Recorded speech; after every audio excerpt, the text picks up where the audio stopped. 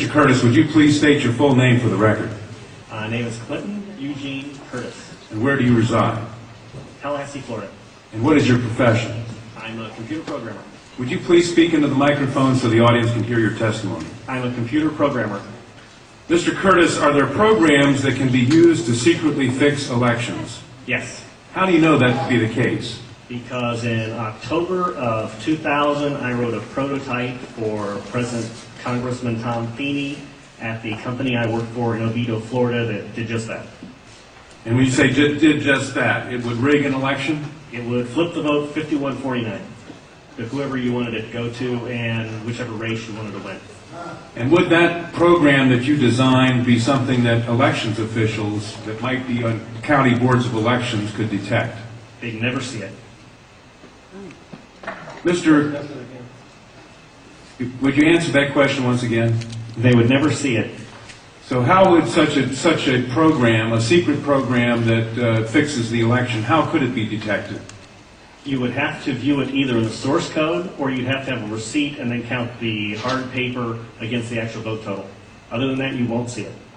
All right, Mr. Curtis, if you had been asked, you or others with your professional expertise had been asked to design a protective program that would protect the Ohio elections from against such software to fix the election, could you have done so? If we've been asked to make a program that could fix the election, sure, anybody can do it. No, could you have designed a program or a procedure or a protocol that would have protected Ohio against this kind of rigging? No, you have to look at the source code. You have to get probably programmers from both or all parties to look at the source code and determine if there's anything in there that shouldn't be there.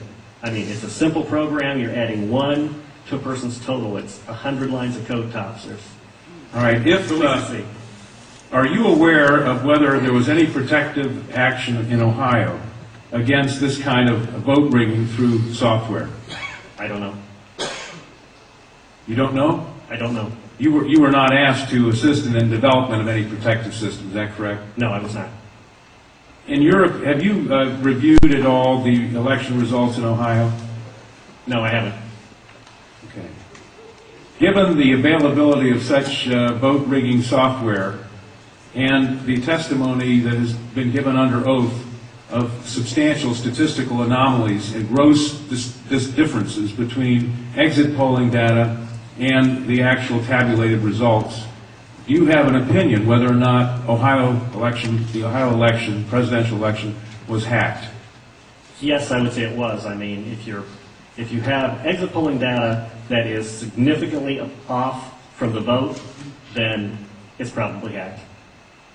And your testimony is under oath? Yes, sir. And the testimony you've given is true? Yes, sir. Thank you.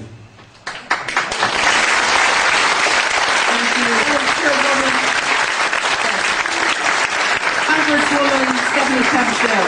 Councilwoman Waters and I have the same question. Come back to the podium. Who did you say you were asked to prepare? I was asked by Tom Feeney. He's now a congressman. At that time, he was Speaker of the House of Florida, Yang Enterprises, which was the company I work for, lobbyist, and their corporate attorney. Wore a lot of hats.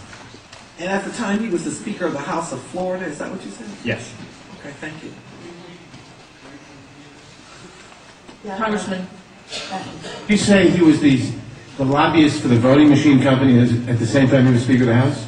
I don't know what the voting machine company is. He was a lobbyist for Yang Enterprises. We had NASA contracts and Yang Enterprises did what? Computers? computers. Okay, and he was your lobbyist, your He was company's the lobbyist. lobbyist for that company, And yes. he asked you to design a code to rig an election Yes. while he was Speaker of the Florida House. Yes. This was during or previous to the 2000 election? Yes. October into September. And did he ever express why he wanted a code to rig an election? No, I immediately assumed that they were trying to keep you guys from cheating them. So, so I wrote up the documentation of what you would look for in the source code, how you would make sure that you didn't get, taken advantage of, make sure that all voting machines had receipts, because that way you could back count the ones that looked a little funny. And I handed it By receipts, you mean a paper trail? Yes, paper trail. And I handed that in to Mrs. Yang and said, here's your report, here's your program. And she said, you don't understand, we need to hide the fraud in the source code. Hide the fraud, not reveal the fraud. Not reveal the fraud because it's needed to control the vote in South Florida, was what she said. That's what she said. That's To your knowledge, was this used? I have no idea. I was ready to leave, so I retired and left the company. Your testimony a moment ago, I think you said just before you left in answer to Congresswoman Tubbs Jones' question, that, would you just repeat what you said in terms of the exit polls? Oh, the exit polls should not be significantly different than the vote. And if they were, you would conclude what? I would conclude someone's playing with the vote. Now with the exit polls? That's possible too. Okay, I was going to ask why something is definitely skewed. something is skewed in one or the other or both. Right. To select which one, you'd have to see where the problem is. Let me ask you one further question. Assuming for the moment that such software, that's what you call it, such software to rig a vote was used in one or more machines in Ohio or in Florida, could you today detect that if you looked at the source code? If you get the machines and they have not been patched yet, I mean, once they get in and touch them, anything can happen. You can also set timers to do that, but then you see the timers.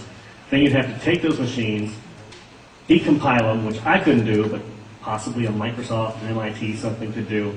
You might be able to see it. You might. Not necessarily. Depends on how good they are at destroying what they had. Destroying what they had by tampering with the machine afterwards or by programming a destroyed instruction in the first place? Right, because since you didn't... Both, either or both? Either or both. You didn't actually see what's in there, so you don't know if the code is running in a single executable or running in various modules. If it's running in modules, you can make the code actually eat itself. Let me ask you one further question. I've been told that people who assume that lots of the election results, or that a large fraction of the election result in any state may have been affected by deliberate fraud in the computer, are paranoid because in order to do that, you have to have access to thousands of machines, and that would be readily detectable. To what extent is that true? It depends on the technology you use. If you did a central tabulation machine that fed in, all you'd have to do is set a flag. You set a flag, the central tabulation machine would then flip your vote. So one person putting in bad code in a central tabulation machine could affect thousands and thousands or tens of thousands of votes. Right, and you could activate either automatically, or you could make it so that there's code existing on like an electronic machine that feeds it, where you would punch it in, it would set the flag, the server would see the flag, and then... And if you had a recount, and there were no paper trail, would that be, assuming that had happened, would that be revealable by seeing a discrepancy between what the central tabulator showed and what the individual machines, which had not been tampered with, showed? Not if I wrote it. Why not? In other words, I would make it match. you could work back from the tabulator to the individual machines, so the tabulator would tell the machines to switch their results? Yes, it talks both ways. You can flip it to Congressman, whatever you need. And they actually do talk to each other, the Yes. machines As long and as the it's tabulator. hooked up, as long as it's networked together, they can talk to each other. So in other words, there's absolutely no assurance whatsoever on anything with regard to these machines. Absolutely none, unless you look at the source code and make sure it's safe before it goes in. Thank you very much.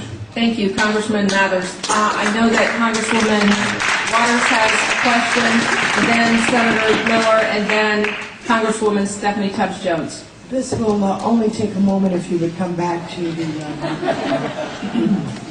I'm new at this.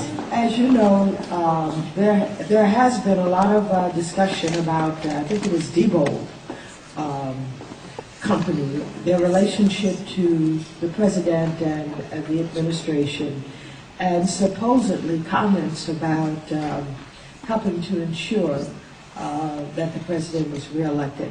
In your world, in your environment, have you heard any of this kind of discussion? Do you know people who vote for Diebold?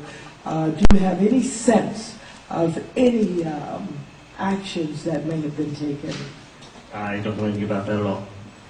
Thank you. Sorry. Senator Miller? Thank you, Madam Chair. Sir, I suspect people will attack you in terms of your credibility. Could you restate once again your credentials? I'm a programmer. I worked for NASA, worked for ExxonMobil, worked for Florida Department of Transportation, and other elements of my story, because this company, well, let's get into it. Why not? This company also, they have NASA contracts, and they were basically downloading tons of information, I mean gigabytes worth, and handing them off to this little Chinese guy named Henry Nee, and it didn't seem right, and he was hacking things, and I wrote a program for DOT that allowed contractors to send their information into DOT, and he was kind of the quality assurance guy for software. He put a wiretapping module in the program that went out to the contractors so that it actually sent everything they sent back to Yang. So I reported all this, and just last March, I think, he was arrested for attempting to send anti-tank missile chips to the capital of Communist China. So, if that's correct, this is such a small thing. Of course, I think he only got a $100 fine. And no time. Thank you. Congresswoman Stephanie Tubbs Jones. Thank you. Thank you. We are now going to